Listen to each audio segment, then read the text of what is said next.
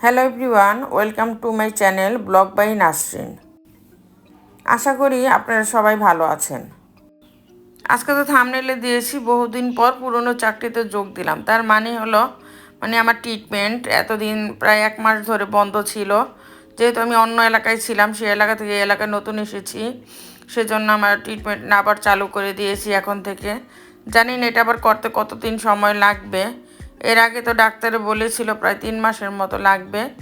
এখন রাস্তা পার হয়ে একটা অটো নিয়েছিলাম।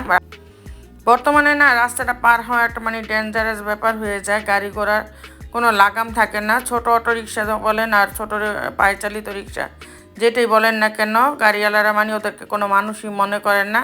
একটা টান দিয়া নিজে তো চইলা বাইচা যায়, একটা যানটা শেষ করে যায়, ওটার কোনো আফসোস নাই ওদের।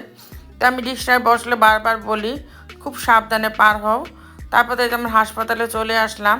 এটা হলো সাপোরো ডেন্টাল। এখানে আমি প্রায় 2-2.5 বছর ধরে ট্রিটমেন্টে আসি। আমার ট্রিটমেন্টটা অনেক লম্বা সফরের, কারণ আমার মুখের যে দাঁত এগুলি প্রায় আমার ওষুধপত্র খেতে খেতে আমার সমস্ত মুখের দাঁত নষ্ট হয়ে গিয়েছে। তারপর এখানে একটা অন্য ডাক্তার দিয়ে আমি রোড কেলিং করিয়েছিলাম। পরে আজকে এই ফাঁকে আবার ডাক্তার অফ ক্যামেরায় দেখিয়ে এসেছি। পরে এইখানে বসে আমি মাঝে মধ্যে চা নাস্তা কিছু একটা খাই, কারণ সকালে আমি খালি পেটে আসি। ছেলে মেয়ে বলে সবসময় কিছু চিকিৎসা করার পরে কিছু চা নাস্তা খেয়ে নিবে। এই লোকটার সাথে আবার কথা বলছিলাম। উনি আমার মেয়েটাকে অনেক পছন্দ করে, লাইক করে। পরে আমি আবার করছে কিছু খাবার অর্ডার দিয়ে নিলাম। আমার মেয়ে যে ধরনের খাবারগুলি এখানে এসে খেত। ও তো আবার ভার্সিটি চলে গিয়েছে, ছেলে মেয়ে দুজন। আমি আজকে একাই ডাক্তারের কাছে যাতায়াত করেছি, কারণ ওদের যেদিন ভার্সিটি থাকে সেম ওই দিনই আমার ডাক্তারের অ্যাপয়েন্টমেন্ট থাকে। তারপর ওইখান থেকে কিছু খাবার নিয়ে চা খেয়ে আবার বাসার উদ্দেশ্যে বের হলাম। এখান থেকে আবার একটা অটো নিলাম। অটো নিয়ে এখানে আবার একটা মুদি কনফিউশনের দোকান আছে। এখানে মিষ্টি আবার আর বিস্কুট, নাচুর এই ধরনের অনেক ধরনের খাবার পাওয়া যায়। তো ওদের এখানে একদিন পুটিন নিয়েছিলাম।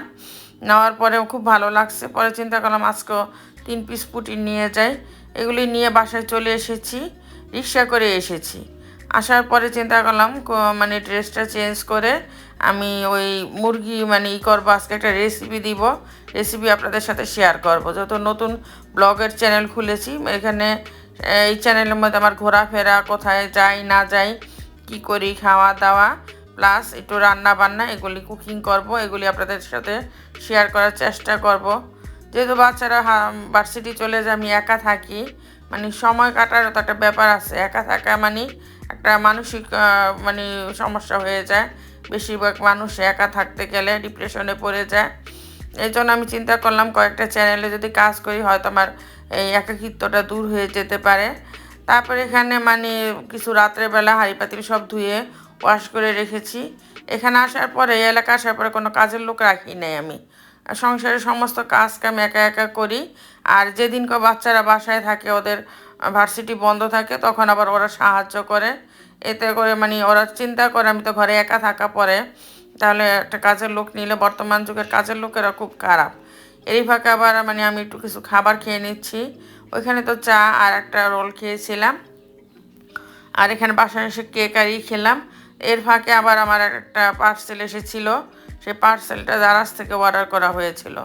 যেহেতু আমি লেখালেখি করি, আমার মোটিভেশনের চ্যানেলও আছে, আর অন্যান্য কাজকর্ম করি, তো আমার এই যে ল্যাপটপের টেবিলটা খুব প্রয়োজন।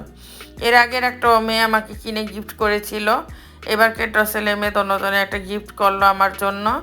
ওরা চিন্তা করে আমি তো বিছনায় বসে বেশিরভাগ লেখালেখি করি, চেয়ার টেবিলে বসি খুব কম, তো বিছনায় বেশি করা পড়ে। তারপর আবার ছেলে আবার হাঁড়ি পাতিল মাজার জন্য 4টা সোফা আমাকে অর্ডার করে দিল। দেখালো যে আম্মু এগুলি দেখো, অনেক জায়গায় দেখেছি, অনেক আন্টিরা কিনেছে, জন্য তোমার জন্য কিনলাম। তারপরে যে আমি একটা এর ফাঁকে অফ ক্যামেরায় রেসিপি শেয়ার করে ফেলেছি। এই রেসিপিটা আপনাদের সাথে আবার রেসিপি আকারে শেয়ার করে দিব। তারপর তো বাচ্চারা ভার্সিটি, তারপর হোয়াটসঅ্যাপে ছেলে মেয়ের সাথে কথাবার্তা বলেছি, মেসেজ ওরাও দিয়েছে আমাকে, আমি ওদেরকে দিয়েছি, এইভাবে কথাবার্তা হয়েছে, কারণ ওরা ক্লাসে ছিল। তারপরে এই যে খাবারগুলি এনেছি ওরা তো আস্তে আস্তে লেট হয়ে যাবে, ফ্রিজে রেখে দিব। এই যে কলাটা খুব সুন্দর করে ঢেকে রেখেছি, এভাবে ঢেকে রাখলে আমার ছেলে মেয়ে অনেক পছন্দ করে, বলে কলার উপরে ময়লা পড়লে ভালো লাগে না। আসলে কথাটা ঠিকই, টেবিলে কিছু বাদাম খেজুর এগুলি রেখেছি। মানে একবারে বেশি কিছু আমি খেতে পারি না, এই জন্য। আজকে এই পর্যন্তই, দেখা হবে নতুন আরেকটি ভিডিও নিয়ে। আল্লাহ হাফেজ।